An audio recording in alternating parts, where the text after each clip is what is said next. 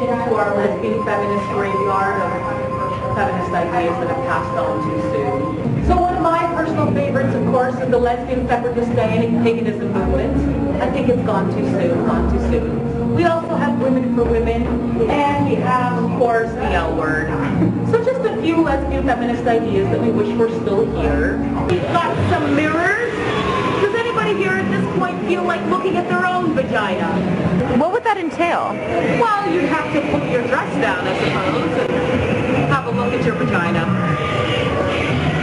In this bucket, it is filled with her menstrual blood. Her blood nourishes our imagination, you see. So up these stairs, you will be in the secret tunnel of two adult women in love. Be prepared to crawl on your hands and knees. And I warn you, you will get touched. This, of course, is our ball-busting room. Balls are symbolic of multiple interwoven oppressions that emerge under the rule of patriarchy. As you can see, we've been very busy smashing some balls. Yeah. I find that at this part of the tour, the male students get a little bit nervous in this room. I don't know why.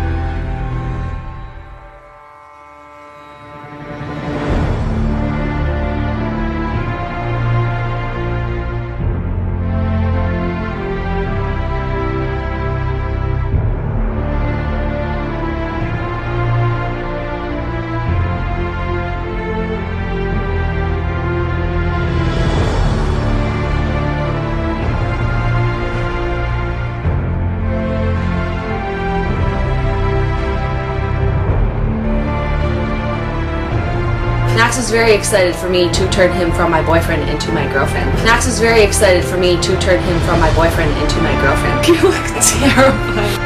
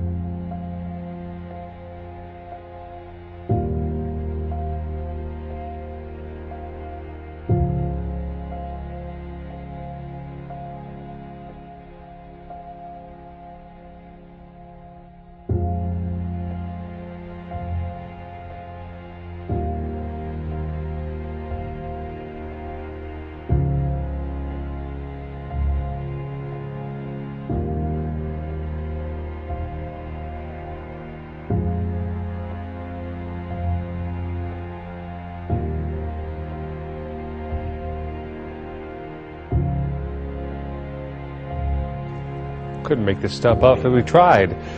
So not everyone is okay with the story we brought you last week. Pole dancing for Jesus. True story. Who knew that a small business in Old Town Spring would make headlines across the country? Kristen Kane here tonight with a follow. Kristen. Well, Tom, pole dancing for Jesus, it's a controversial topic that's being debated around the world right now. It seems to have hit almost every type of media, from TV news and radio to newspapers and the internet.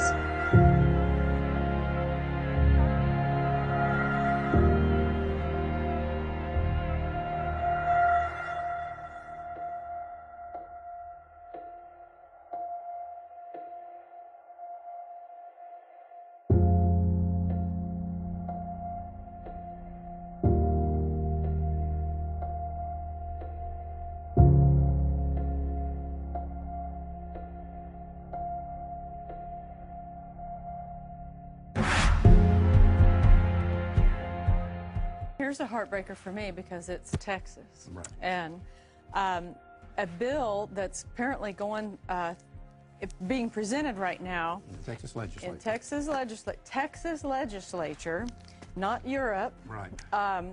If lawmakers approve this bill, then moms who kill their babies, up to 1 year, mind you, can get off because of postpartum psychosis. Postpartum depression will be a defense for murdering a baby up to a year. So, like about the time that baby's pulling up to stand up and look around and infanticide. And it undoes me to think that that could happen here. But one of the proponents of it, who defended, remember our friend Andrea Yates, says it's something every civilized country has on its books. It's nice. It's real civilized, isn't it? And, you know, here, something that jumped in my mind when I read that was, we've always talked about this issue, our country has talked about this issue of making sure that all the laws we pass are equally applied to males and females. Mm-hmm. How do you apply that to a male? What if a guy has an 8-month-old baby and he says, you know, I never understood how this has physically affected me. I'm having to work more hours. I don't get to see my wife as much. It's really impacted our lives, and babies do that. You've got a newborn baby. We had babies. You've had 4 of them. You've had babies. They impact your life. What if a guy says, I killed my 8-month-old because it was just driving me nuts?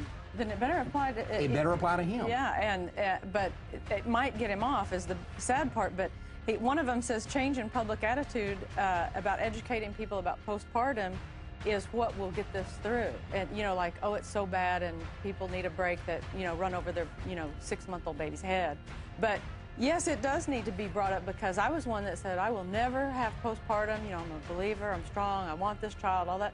I had it bad. I had it bad for a week, and it But you didn't kill your But son. I didn't kill my son. Right. I can't believe this is happening in Texas, and everybody ought to be calling their state senators. They're dying from back alley abortions. They're safe and dirty, or they're unsafe and dirty. And, you know, the only difference is between the back alley butchers and today's abortion clinics is that they let you in through the front door. The procedure's the same, the instruments are the same, they let you in through the front door. That's the difference. Herman Gosnell butchered women, butchered children. We have Carpet down in Houston. Douglas Carpet. Butchering women, butchering children. It's being covered up. At the beginning of this year, February, 5 women died in February out of Planned Parenthood in Delaware. Do you think you hear about that on the news? No, you don't, because they want to keep that fact from you. They don't want you to know. Abortion is not safe. It's not rare. The only thing it is legal. Keep fighting for life. You are doing the right thing. Stay encouraged. Stay positive. And together, we'll do this. Thank you, Lord.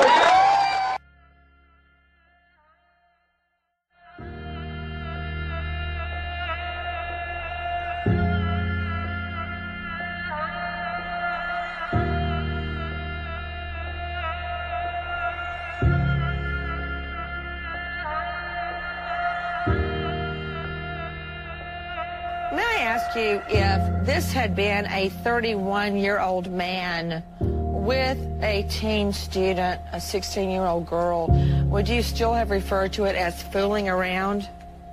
Absolutely not. There is a double standard there, I do have to admit.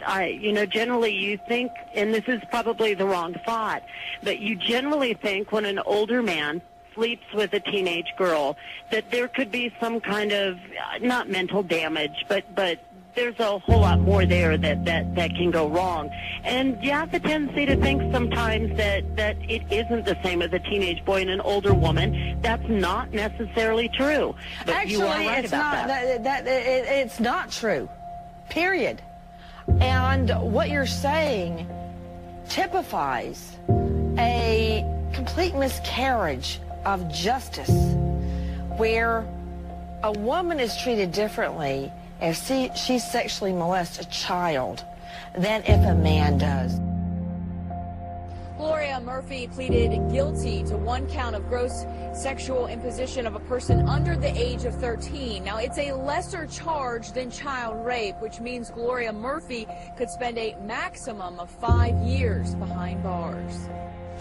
Using her walker, a very frail-looking Gloria Murphy answered Judge Mary Catherine Huffman's questions in court today. Mary, are you a U.S. citizen? Yes, I am. How old are you? 55. How far did you go to school? 12. Murphy pleaded guilty to gross sexual imposition. Guilty. Guilty pleaded to one count of gross sexual imposition, a felony of the 3rd degree. Her other charge, rape of a child, was dropped under a plea agreement.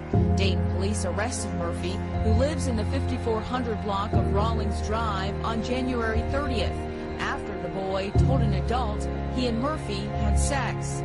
Police said Murphy didn't force the boy to have sex, but since the boy is under the age of 13, it's considered rape. And if you're wondering about that deal, Andy Kahn, a crime victims advocate, says it's a sweet one, made possible because she's a woman.